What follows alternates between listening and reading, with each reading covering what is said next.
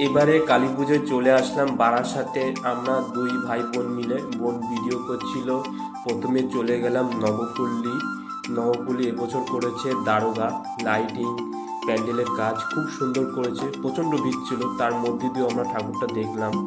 এবছর ঠাকুরের করেছে কৃষ্ণকালী। কৃষ্ণকালী অপূর্ব রূপ, খুব সুন্দর দেখতে পাচ্ছেন, ঝাড়বাতি। তার মধ্যে আমিও ভিডিও করছিলাম তার সাথে সাথে। তারপরে চলে গেলাম নবপল্লী অ্যাসোসিয়েশন। প্যান্ডেলটা খুব সুন্দর করেছে এবছর।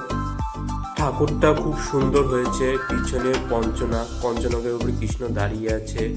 প্যান্ডেলটাও খুব সুন্দর করেছে। তারপরে চলে এলাম বিদ্রোহী। প্যান্ডেলটা খুব সুন্দর করেছে, অপূর্ব।